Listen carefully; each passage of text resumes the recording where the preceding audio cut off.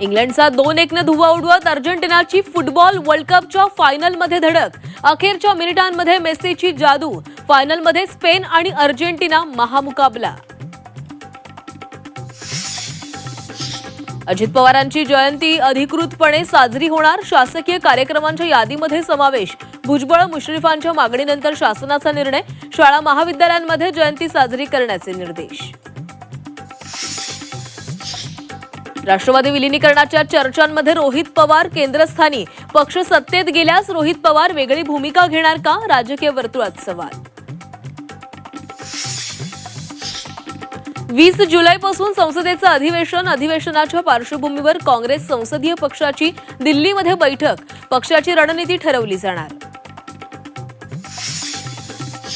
मुख्यमंत्र्यांनी शेतकऱ्यांना दुहेरी गिफ्ट दिलं. कर्जमाफीनंतर शेतकऱ्यांच्या कृषी पंपांचा 48,000 कोटींचं जुनं वीज बिल माफ करणार. मुख्यमंत्र्यांची घोषणा.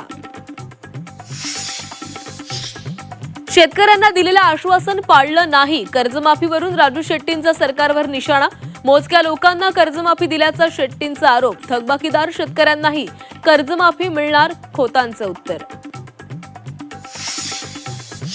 फडणवीसांच्या बालेकिल्ल्यामध्ये उद्धव ठाकरेंचं 18 जुलैला रामरक्षा आंदोलन.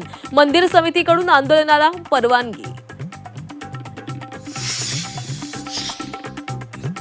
माजी खासदार विनायक राऊत यांच्या अडचणीमध्ये वाढ. राऊत पिता पुत्राच्या अटकपूर्व जामीन अर्ज फेटाळला. विनायक राऊतांना अटक होण्याची शक्यता.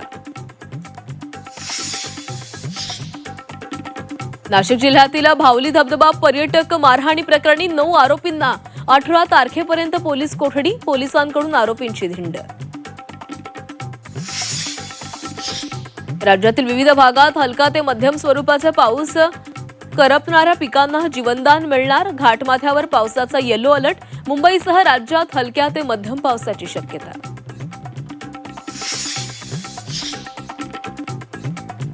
सी.आर. गोयलच्या कुटुंबियांना तुकाराम मुंढे यांचा दणका. एफडीए कडून दुकान सील.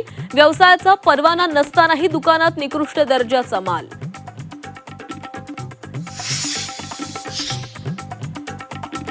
विठ्ठल भक्तांसाठी आनंदाची बातमी. आषाढी एकादशी निमित्त आजपासून लाडक्या विठ्ठलाचं दर्शन. आता 24 तास 18 ते 20 लाख भाविक येण्याची शक्यता. बारामतीकरांचा निरोप घेऊन तुकोबांचा पालखी सोहळा.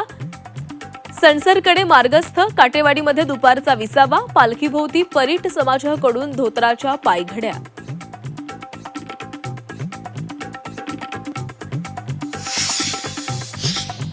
चांदोबाचा लिंब इथं माऊलींच्या पालखीचं आज उभं रिंगण. पालखीचा आजचा मुक्काम फलटणच्या तरड गावात.